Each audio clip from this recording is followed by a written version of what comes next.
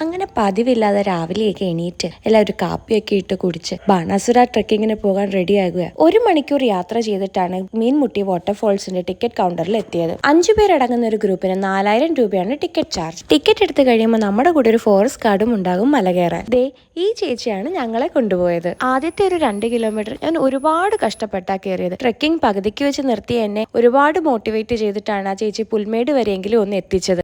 ആ കോട വന്ന് മൂടിയിരിക്കുന്ന മലയുടെ മുകളിലാണ് കയറേണ്ടത്. വഴിയെല്ലാം ആനപ്പിണ്ടം കാണുന്നുണ്ട്.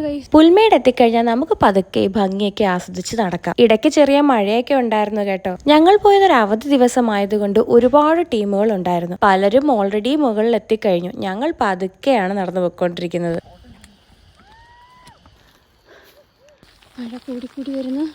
ഞാൻ ഇപ്പോൾ കയറിക്കൊണ്ടിരിക്കുന്നത് സായിപ്പ് കുന്നിലാണ്. എന്റെ നേരെ എതിർവശത്ത് കാണുന്നതാണ് കാറ്റുകുന്ന്. പറയുമ്പോൾ ഇതൊരു ഈസി ട്രെക്കാണ്, പക്ഷെ എനിക്കിതൊരു മോഡറേറ്റ് ട്രെക്കായിട്ടാണ് തോന്നിയത്. മെന്റൽ ഹെൽത്തിന് വേണ്ടി പോയ ഞാൻ ഫിസിക്കൽ ഹെൽത്ത് ഇല്ല എന്ന് തിരിച്ചറിഞ്ഞ നിമിഷങ്ങളായിരുന്നു ഇതെല്ലാം. വളരെയേറെ കഷ്ടപ്പെട്ടാണ് ഈ ഒരു ലെവൽ വരെയെങ്കിലും എനിക്ക് എത്താൻ പറ്റിയത്. ആ കാണുന്നതാണ് ബാണാസുര ഡാം ഐലൻഡ്സ്. ദേ ആ കാണുന്ന മരമില്ലേ, അവിടം വരെയാണ് നമുക്കിനി കയറാനുള്ളത്. ഇടവിട്ടുള്ള മഴയും വെയിലും കാറ്റും കോടയും ഒക്കെയാണ് ഇവിടുത്തെ പ്രത്യേകത. ആ കാണുന്ന മലയുടെ ചെരുവിലൂടെ പണ്ട് ബ്രിട്ടീഷുകാർ പണിഞ്ഞൊരു റോഡ് ഉണ്ടെന്നാ പറയപ്പെടുന്നത്.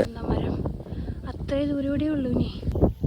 ഫൈനലി 3.5 മണിക്കൂറത്തെ ട്രെക്കിംഗ് കഴിഞ്ഞ് ഞാൻ ടോപ്പിലെത്തി കഴിയുമ്പോൾ ഉണ്ടാവുന്ന ഒരു സുഖം അതൊന്ന് വേറെ തന്നെയാ. ഇവരൊക്കെ 1.5 മണിക്കൂർ മുമ്പേ എത്തി എന്നെ കാത്തിരിക്കുകയായിരുന്നു. ഇവിടെ നിന്നുള്ള ഡാം വ്യൂ ഒരു പ്രത്യേക ഭംഗി തന്നെയാ, അത് പറഞ്ഞറിയിക്കാൻ ഒക്കില്ല. ഞങ്ങളുടെ ടീം ദാ തിരിച്ചിറങ്ങി തുടങ്ങി. ഇത്ര കഷ്ടപ്പെട്ട് ഇവിടെ വരെ കയറി വന്നിട്ട് ഒരു 10 മിനിറ്റെങ്കിലും ഇരുന്നില്ലെങ്കിൽ ഒരു മനസ്സമാധാനം വരില്ല. അതുകൊണ്ട് ഈ കാറ്റൊക്കെ കൊണ്ട് ഞാനൊരു 10-15 മിനിറ്റ് അവിടെ അങ്ങ് ഇരുന്നു. ഈ കത്തനാരെ പോലെ ഇറങ്ങി പോകുന്നതാണ് എന്റെ ഹസ്ബൻഡ്. മലയിറക്കം കയറ്റത്തേക്കാൾ പാടാണെന്നുള്ളത് മനസ്സിലാക്കി തന്ന നിമിഷങ്ങളായിരുന്നു ഇനി അടുത്തതെല്ലാം. ഇറങ്ങി വരുന്ന വഴി മഴയും പെയ്തു, തെന്നി വീണതിൽ കണക്കുമില്ല.